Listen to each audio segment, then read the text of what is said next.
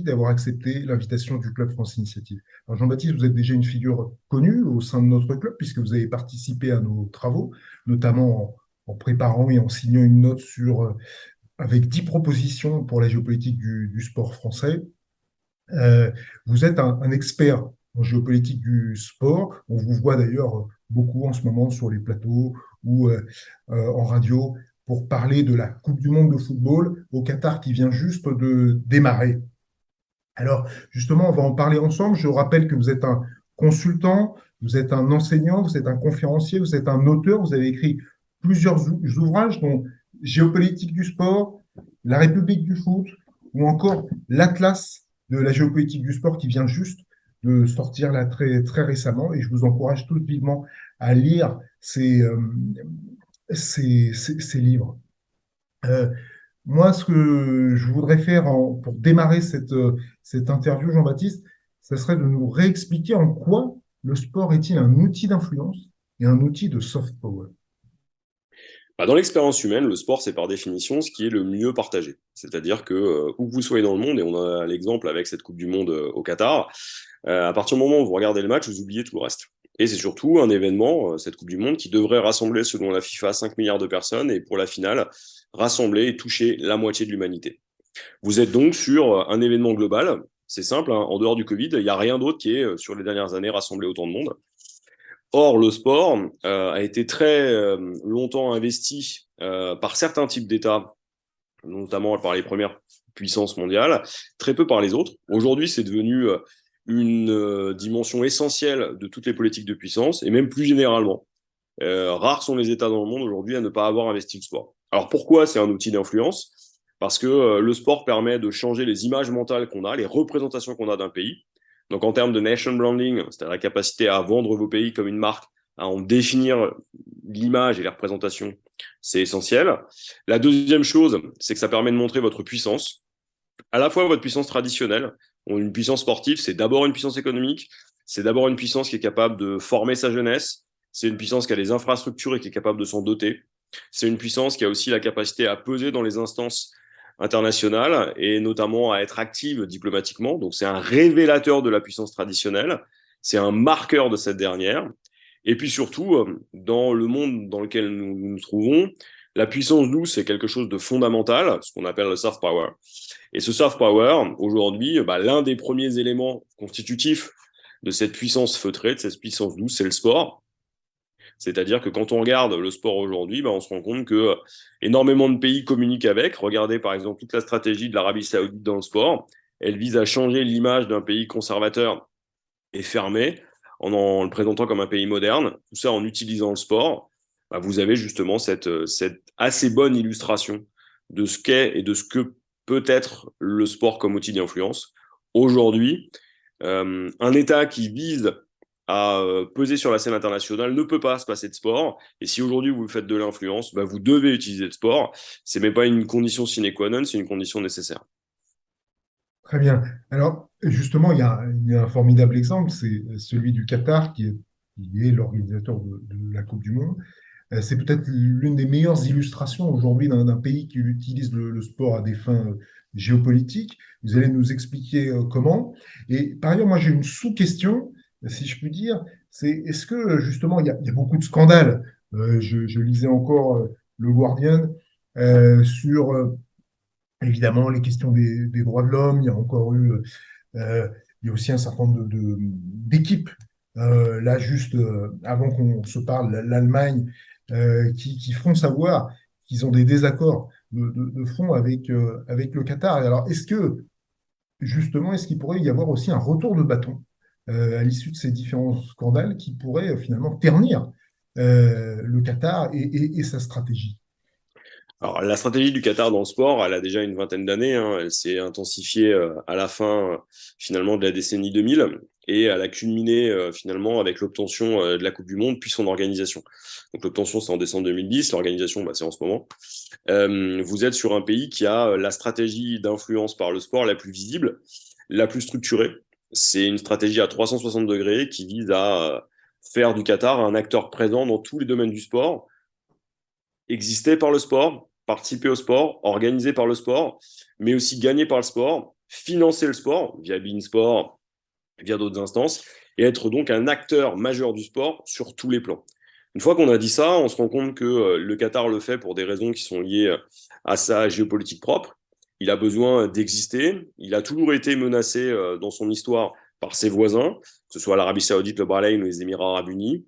Et donc, il a besoin d'être visible de l'extérieur pour que justement les opinions publiques, notamment des démocraties occidentales, puissent venir à son secours. L'exemple du Koweït a joué.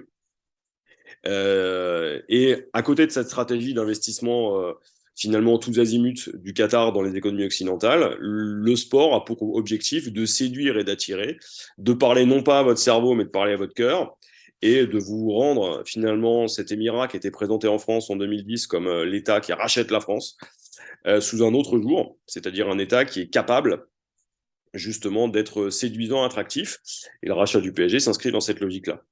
Une fois qu'on a dit ça, la Coupe du Monde au Qatar, c'est finalement le parachèvement de cette stratégie. C'est pour l'instant son climax, hein.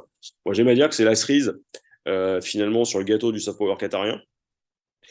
Est-ce que le torrent de critiques qui s'abat sur le Qatar, a fortiori en France, depuis maintenant plus de 3 mois, et même depuis plusieurs années dans le monde occidental, va avoir un effet?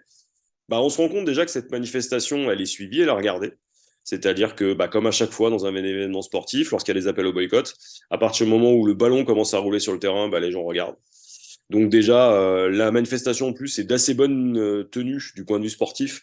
Donc ça accentue cet effet-là. Pour l'instant, on a des problèmes sur le terrain, mais c'est des problèmes résiduels, limités.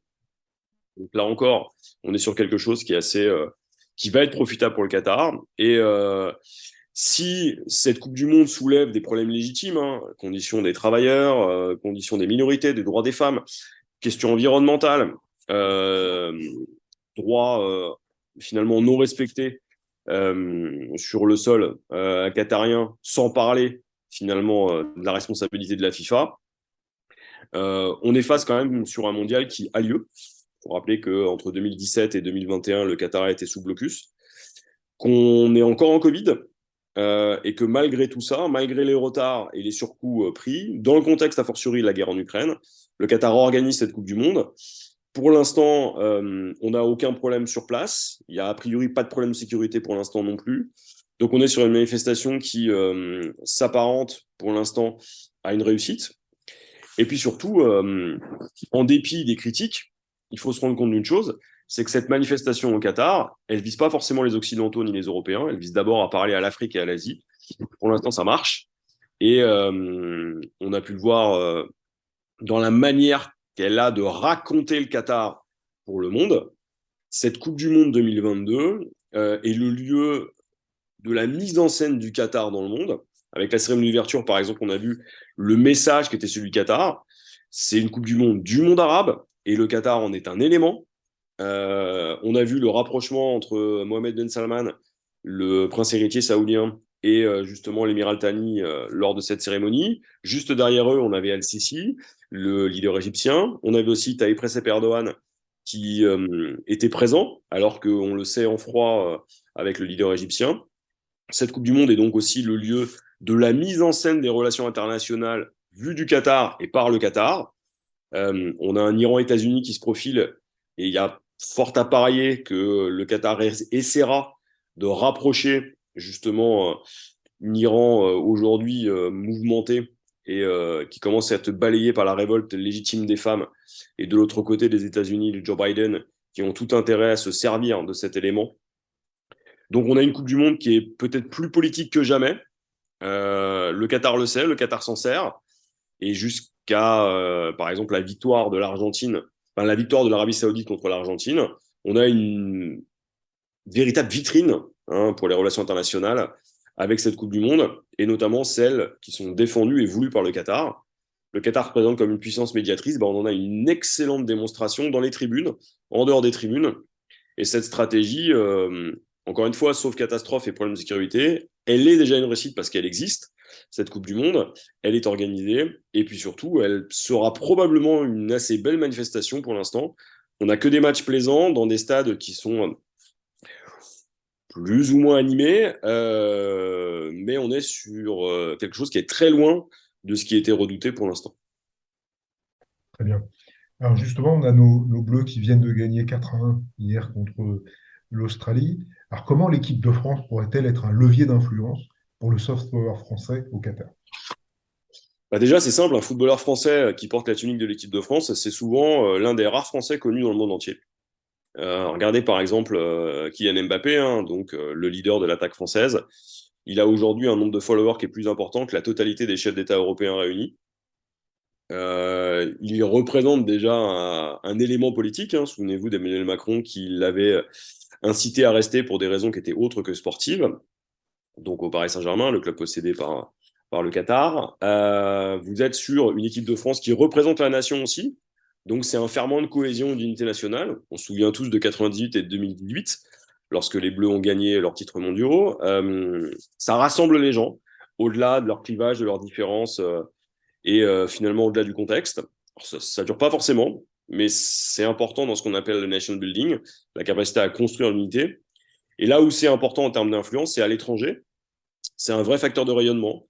C'est une image positive, une image d'une France qui gagne, a fortiori dans un tournoi qui est le plus regardé au monde, dans un sport qui est le plus regardé au monde, qui performe en football et finalement on l'a vu en 98 et plus encore en 2018, est capable de promouvoir son image, parce que derrière sont des gens qu'on suit, sont des icônes finalement du sport, mais qui vont transcender le sport et qui vont être les principaux promoteurs de la marque France.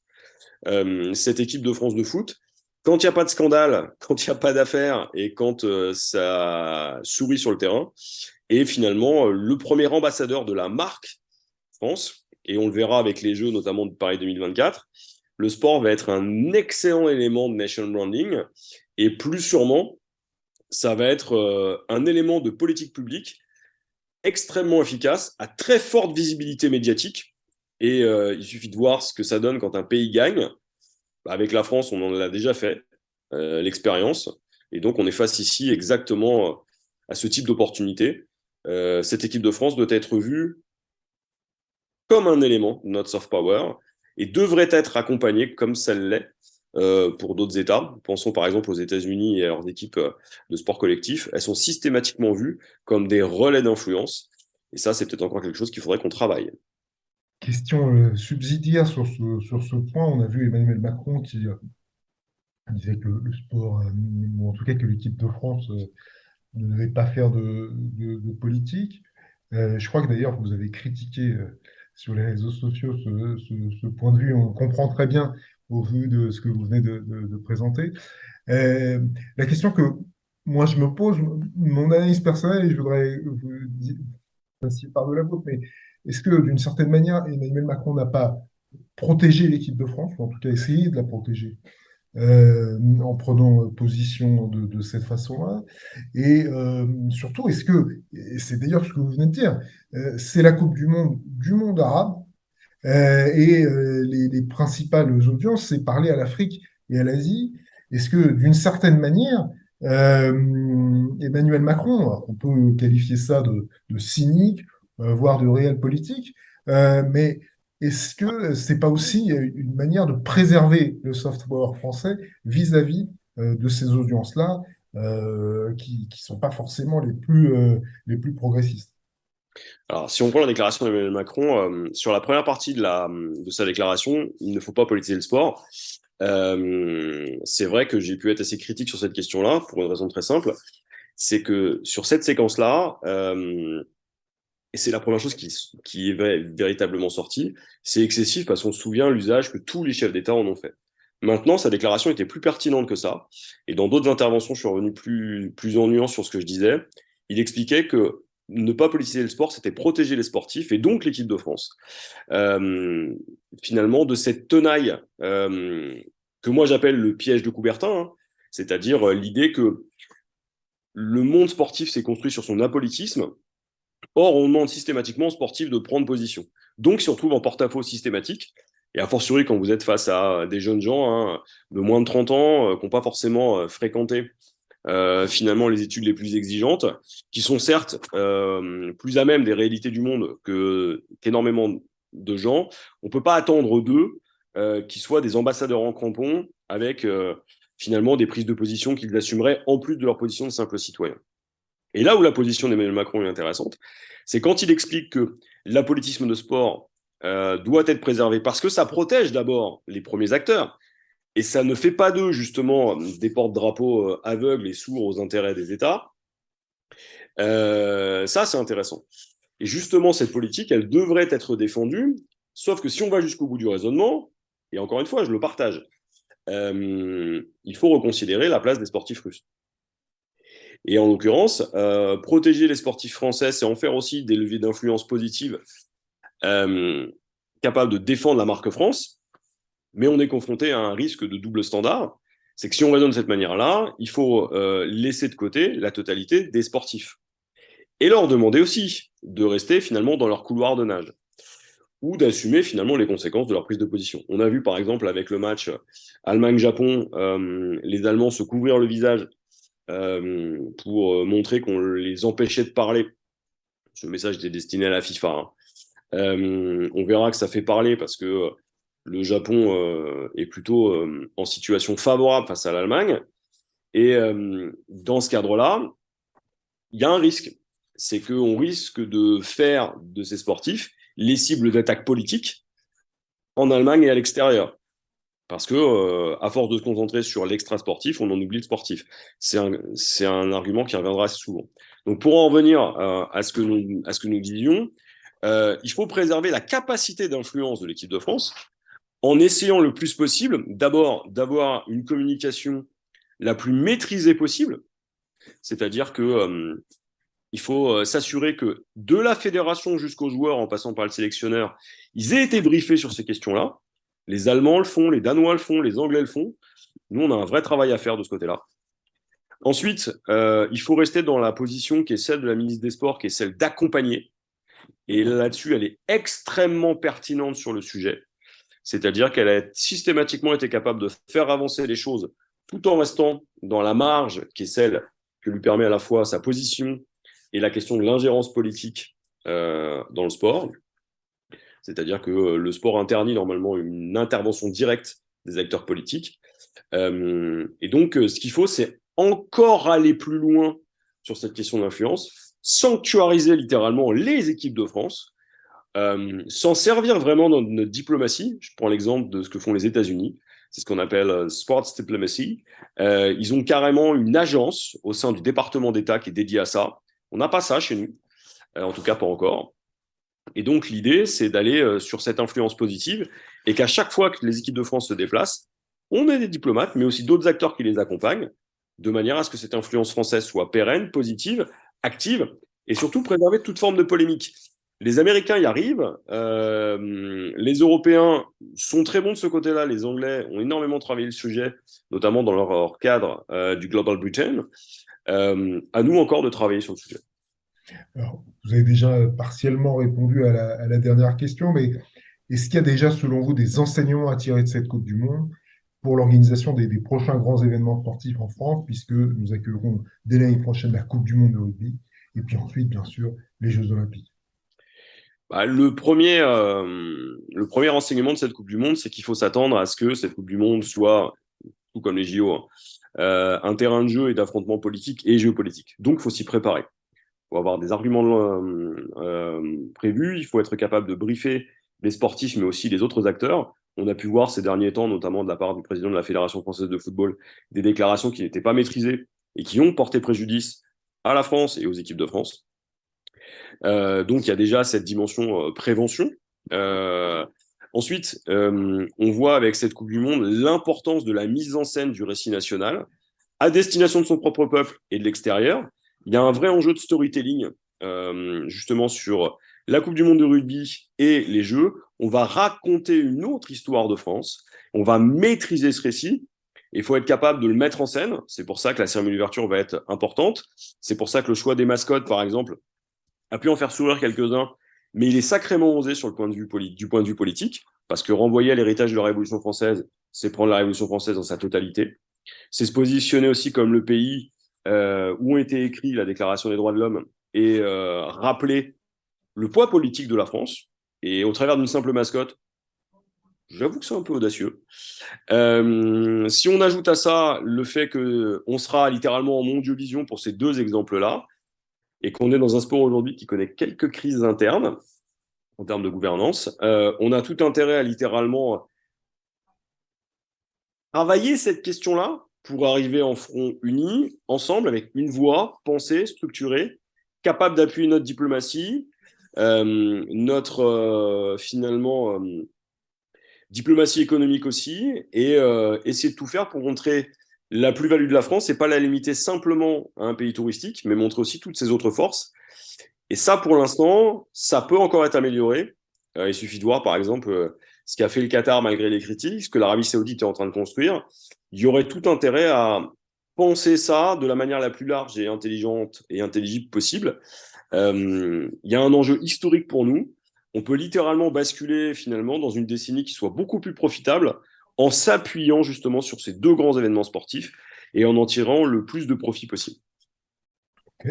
Ben, merci beaucoup, Jean-Baptiste Merci. Guégan. Et puis, je rappelle à nos auditeurs que s'ils veulent en savoir plus, d'une part, il y a vos livres, et puis il y a aussi la note du Club France Initiative, avec 10 propositions pour faire du sport un levier d'influence pour une France conquérante. Merci à tous.